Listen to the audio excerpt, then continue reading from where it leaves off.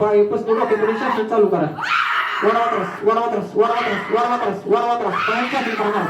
पायांचं शासन करा. वडावत्रस वडावत्रस वडावत्रस वडावत्रस वडावत्रस वडावत्रस वडावत्रस वडावत्रस वडावत्रस वडावत्रस पायांचं शासन करा. वडावत्रस वडावत्रस वडावत्रस वडावत्रस वडावत्रस पायांचं शासन करा. वडावत्रस वडावत्रस मोठ्या आवाजात बोलतो बघा. वडावत्रस पाक आवाज बंद करायला आपण. पाक आवाज कर. तोंड हाना तोंडाव हाना तोंडाव तोंडाव हाना तोंडाव.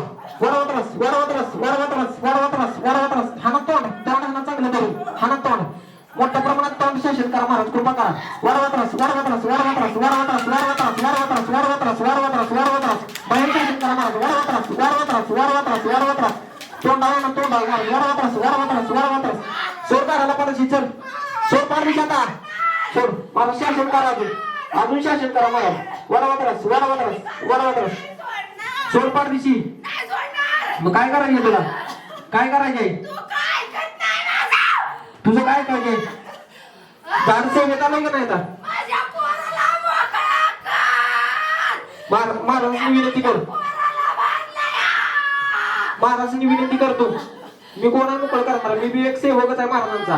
महाराजांनी विनंती कर. शरणचा महाराजांनी. मग कसं सोडा महाराज तुला? हलवा माझं बोलायचं एकदम.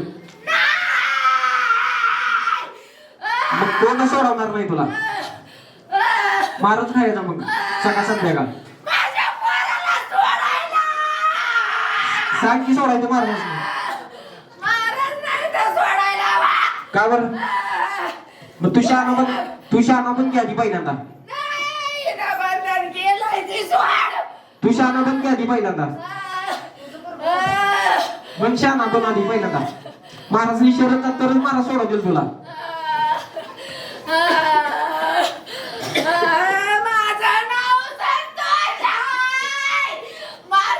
तुला नाव विचारलंय का? तुला नाव विचारलंय का इथं? बघा त्याला कुणी हात तरी लावलाय का? मनानं बोलतोय की नाव घेऊ सांगते की महाराजांच्या सेवेत आल्यावर तुम्हाला काय अनुभव येतोय आणि घरात सुद्धा अनुभव येतो आपल्याला. फक्त आपलं घर साफी ठेवणं गरजेचं आहे. समोर बघ. चल बोल. तुला काय त्रास होती सांग. लोकांना बी कळू दे. बोल. कोण आहे सांगा. स्त्री का पुरुष आहेस तू? पाठवलंय का लागलंय? किती वर्ष झालं पाठवलं? बघा लागला ते दुसऱ्या म्हणतात. त्यांचं वय किती आहे बघा. काय काय त्रास दिला घरात? काय काय त्रास दिला? तुझं पोरगं कुठं आहे? बघा तुझं नाव काय? तुझं नाव सांगा ती. तुझं नाव सांगा ती. करतो का तू? नाव सांगा ती तुझं. सोडतो तू. बोल आधी पहिल्यांदा शांत. तुझं नाव सांगा ती. तुझं नाव सांग. थोडं बघून बोल तू.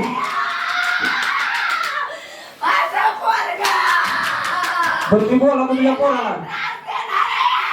मी काय नाही तुला थोडं बघून बोलतो की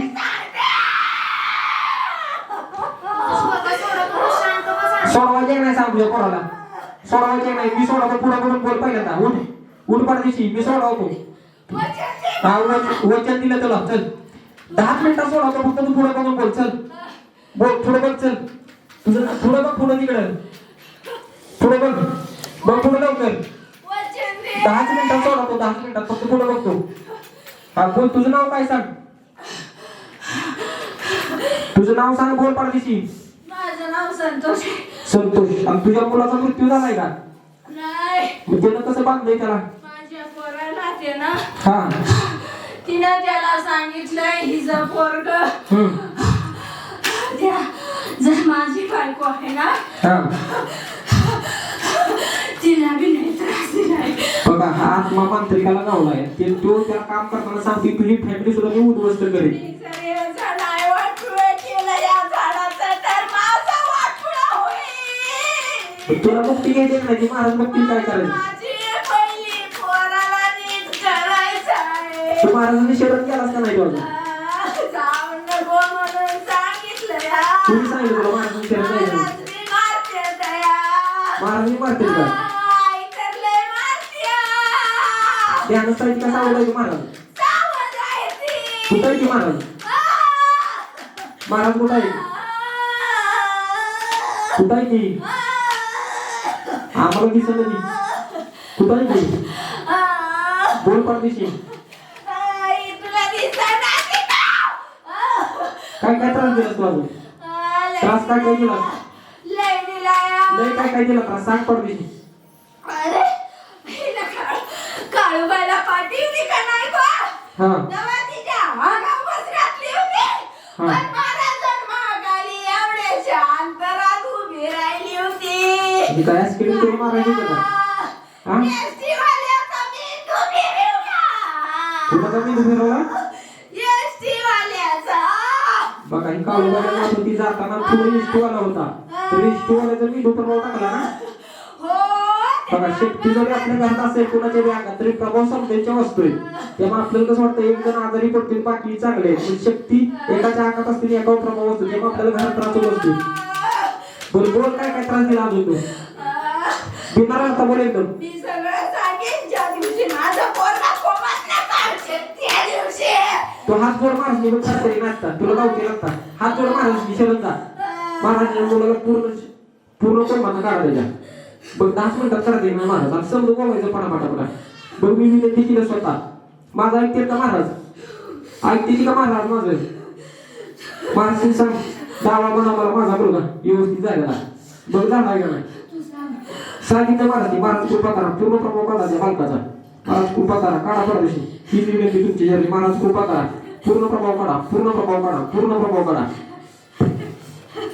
बोल आता कपडे हलवले. हलवली का कुठे आहेत तर म्हणलो कुठल्या दवाखान्यात आहे कुठल्या दवाखान्यात आहे हा बघा हिथलं शक्ती दवाखान्यातला प्रभाव काढलाय तुला दावलं का महाराजांनी दावलं ना आता व्यवस्थित तुला रस्ता बोलायचं काय काय केलं आता शांत बोलायचं एकदम शांत बस एकदम शांत बस नाही तर पण हायचं करायला लागेल महाराजांनी सर मी जातो. हा